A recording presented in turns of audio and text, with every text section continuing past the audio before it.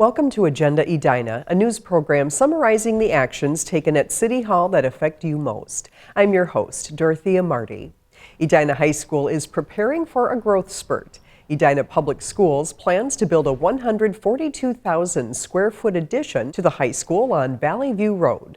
The space will be used to house the 9th grade, which will move from the middle schools. The addition will be located on the northwest side of the existing high school to have the least amount of impact on the site and building. So our last construction was the early 1970s. This is bringing all of our buildings, especially our high school, up to the 21st century. We're putting our position of our school district through space really for 2020 and 2030.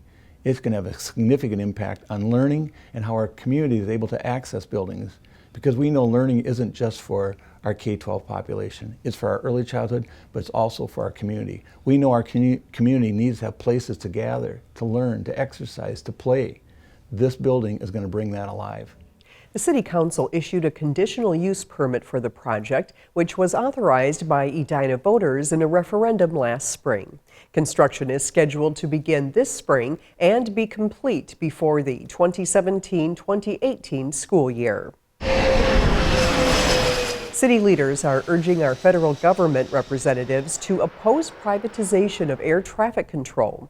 A bill was introduced in the U.S. House of Representatives last month that, if adopted, would allow the Federal Aviation Administration to privatize the country's air traffic control system. City governments across the country are expressing their opposition on a number of fronts, citing concerns that such action would make air traffic control and the FAA less responsive to public concerns, substitute profit motives for safety motives, and diminish the FAA's control over air traffic control decisions. We've been working a great deal with the FAA and really more on a local basis with the Metropolitan Airports Commission. Right now, air traffic control is not always very cooperative with us. If they are placed in a position where they are even less accountable to us, we think they won't be accountable to us in any way whatsoever. So we have some strong concerns about it. The city's letters were sent to Congressman Keith Ellison, Congressman Eric Paulson, and Senators Amy Klobuchar and Al Franken.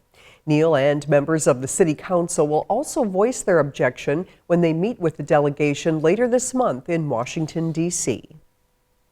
The City of Edina is preserving its cultural heritage for future generations by getting the Wooddale Avenue Bridge entered on the National Register of Historic Places. The bridge was officially listed on the register on February 2nd, 2016. Edina TV's Don Wills has more on why this bridge is considered to be worthy of preservation. Many people cross over Minnehaha Creek using this unassuming bridge.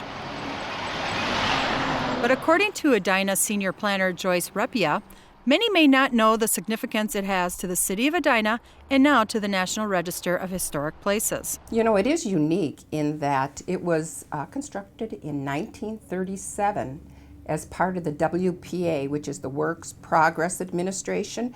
After the Depression, they were trying to provide labor for people who were unemployed. And so the city provided the design and the engineering and the materials, and then the federal government provided the labor. National Register historian Dennis Gardner says the federal relief program helped provide different types of jobs during the Great Depression. It put unskilled people to work. These folks could, the workers could literally bolt these things together. It didn't take a lot of skill to bolt them together. But then you'd hire the stonemason, who's the highly crafted person who would then put the facing of stone on it. So you're putting to work those that are unskilled, and you're putting to work those that are also skilled. Together, workers built the bridge using a combination of corrugated steel to form the arch structure. Masons then used Platteville limestone to form the head walls, railings, and wing walls. It's designed in this rustic style, which fits very well in its setting, because its setting is Minnehaha Creek. Don't cross Minnehaha Creek with something ugly. You want to cross Minnehaha Creek with something that's going to decorate the landscape, not take away from the landscape. However, Platteville limestone wasn't always in the plan. There's a fun story about this bridge. Back when we were looking at the materials in 1937, they were originally considering using boulders. And at that same time, St. Stephen's Church was being constructed, and they were using the Platteville limestone. And so they altered the design of the bridge to include that same limestone. And what you'll find interesting is this limestone that you see on St. Stephen's Church and the Wooddale Bridge has now become synonymous with Edina, and you see it in a lot of retaining walls. In the Grandview area, you see a lot of use of that stone, and so it kind of has been known as the Edina stone.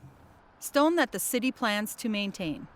As part of our 2016 work plan, the Heritage Preservation Board is going forward with a request to the City Council to have it designated a local heritage landmark. And that's where we provide a plan of treatment that explains and spells out how the bridge should be maintained and preserved. And we work together with the city's engineering department because it is a city bridge. You know, we are responsible for maintaining it.